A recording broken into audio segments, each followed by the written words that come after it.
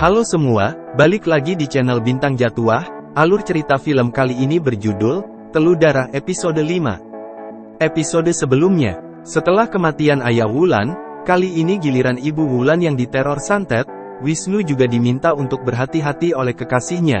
Sementara itu ibu Wulan terus-terusan merasakan ada yang aneh di kepalanya hingga akhirnya puluhan kecoa keluar dari rambutnya.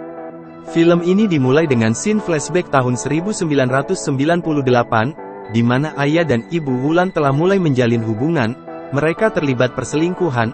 Ternyata saat itu ayah Wulan telah punya istri dan berjanji pada ibunya Wulan akan segera menceraikan istri pertamanya setelah perusahaannya mendapatkan investor. Di masa sekarang, ibu Wulan mulai sedikit tenang setelah kejadian di kamar mandi. Tapi tiba-tiba dia mulai merasakan sesuatu yang bergerak di kepalanya, sangat sakit dan gatal. Dia tidak bisa menahan tangannya untuk tidak menggaruk kepalanya hingga membuat kepalanya berdarah. Saking sakit dan gatalnya dia menyiram toner rambut ke kepalanya, tapi tidak yang ada kepalanya semakin perih. Dia merintih kesakitan, tangannya semakin cepat menggaruk. Wulan datang dan mencoba menenangkan ibunya. Tapi ibunya kehilangan kendali diri, tangannya terus menggaruk kepalanya hingga puluhan kecoa keluar dari rambut ibu Wulan. Wulan menjerit melihat itu, dia tampak kebingungan sementara ibunya terus merintih kesakitan. Ibu Wulan akhirnya tertidur setelah Wisnu memberinya obat yang biasa dia gunakan.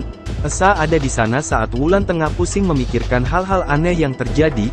Otaknya memaksanya untuk percaya dengan hal mistis walau hatinya masih belum sepenuhnya menerima. Reno tiba-tiba muncul dengan orang pintarnya. Dia menjelaskan maksud kedatangan mereka. Mereka justru ingin membantu Wulan dan keluarganya. Orang pintar tersebut ternyata tahu semenjak dari pemakaman ayahnya Reno. Dia melihat ayah Wulan diikuti oleh sesuatu yang jahat. Reno juga menjelaskan kejadian kemarin malam yang dipergoki oleh Esa. Orang pintar menyuruh Wisnu memegang sebuah bola, benda goib yang akan membimbing mereka menemukan di mana letak buhul atau wadah ilmu hitam yang dilepas oleh dukun jahat yang meneror keluarga Wulan. Bola tersebut dilepas Wisnu dan mengelinding ke salah satu sudut rumah di mana di dinding tersebut banyak pajangan foto. Orang pintar mengatakan bahwa wadah tersebut ada di dinding ini. Mereka akhirnya menemukannya, tapi saat orang pintar mengambil wadah yang berupa telur itu, tangannya tidak kuat menahan serangan goib yang terjadi hingga wadah tersebut jatuh dan pecah. Dari dalamnya keluar lumpur dan puluhan kecoa yang membuat mereka terkejut. Refleks mereka menginjak-injak kecoa tersebut. Ibu Wulan tiba-tiba turun dari lantai atas. Dia merasa heran melihat ada banyak orang, tapi dia tidak peduli. Dia langsung mencari makanan dan melahap beberapa potong sandwich seperti orang kelaparan. Penemuan wadah ilmu hitam tersebut sedikit membuat ibu Wulan merasa lebih baik. Dia bahkan lupa kejadian di kamar mandi. Nafsu makannya meningkat dan lahap seperti sudah tidak makan berhari-hari. Wisnu dan Wulan hanya terheran-heran melihat ibu mereka. Wulan akhirnya menghubungi Esa. Dia minta ditemani ke tempat Tante Rima, istri pertama ayahnya. Tapi sampai di sana dia melihat seseorang masuk ke dalam rumah Tante Rima. Wulan dan Esa sampai di rumah Tante Rima tapi tidak menyahut saat dipanggil. Saat mereka mencoba mencari lewat samping, mereka melihat Tante Rima sedang dipijat oleh seseorang. Tiba-tiba di belakang mereka muncul seekor anjing buas yang siap menyerang.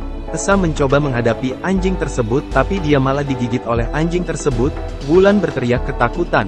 Dia menjerit meminta tolong Tante Rima. Untung saja Tante Rima datang dan memanggil anjingnya kembali. Wulan sedang mengobati lengan Esa yang digigit anjing ketika Tante Rima menggoda mereka.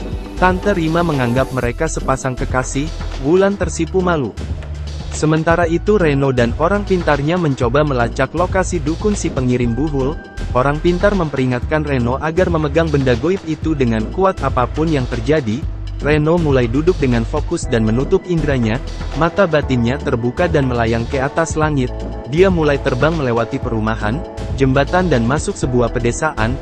Mata batinnya melintasi sawah-sawah dan akhirnya sampai di sebuah rumah di tengah-tengah persawahan.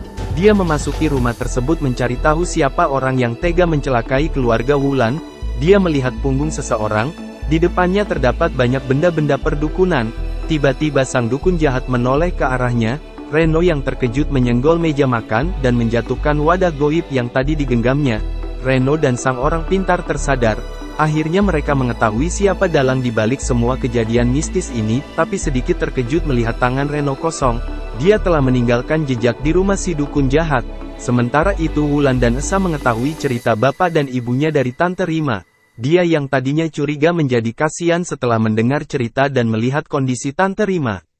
Saat akan pulang ke rumah Wulan baru menyadari jika ada banyak panggilan tak terjawab dari Reno. Dia telah menelponnya berulang kali. Reno ingin menyampaikan sesuatu yang sangat penting.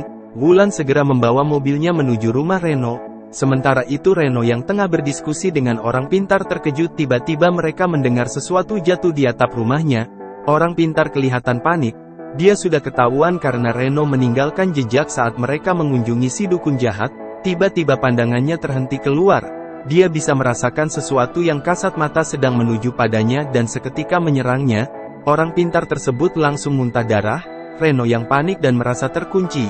Dia bahkan tidak bisa menggerakkan kakinya. Tiba-tiba seperti ada sesuatu yang memutar lengannya seketika lengannya terbalik. Dia menjerit kesakitan, wajahnya penuh ketakutan. Dia tidak bisa melihat tapi bisa merasakan serangan goib tersebut. Jari-jarinya bahkan diputar terbalik. Reno kesulitan bergerak, dia bahkan terlihat seperti sedang menahan sesuatu. Dia merintih mencoba menahan tapi serangan goib bukanlah tandingannya. Tiba-tiba sesuatu memutar kepala Reno hingga lehernya patah dan kepalanya terbalik. Reno jatuh dan meninggal seketika. Orang pintar yang melihat hal tersebut terkejut tapi belum sempat beraksi dia sudah terkena serangan goib hingga darah berhamburan keluar dari mulutnya. Seketika dia jatuh dan meninggal. Reno dan orang pintar meninggal tanpa sempat memberitahu Wulan apa yang baru saja mereka temukan, dan film pun berakhir. Bersambung. Jadi guys, itu tadi alur cerita film Telur Darah episode 5, kira-kira gimana ya kelanjutan nasib Wulan dan keluarganya? Tungguin alur cerita film Telur Darah episode 6 ya. Jadi kalau kalian suka dengan video ini jangan lupa like, komen, dan subscribe ya. Terima kasih sudah mampir dan menonton di channel ini, see you next video.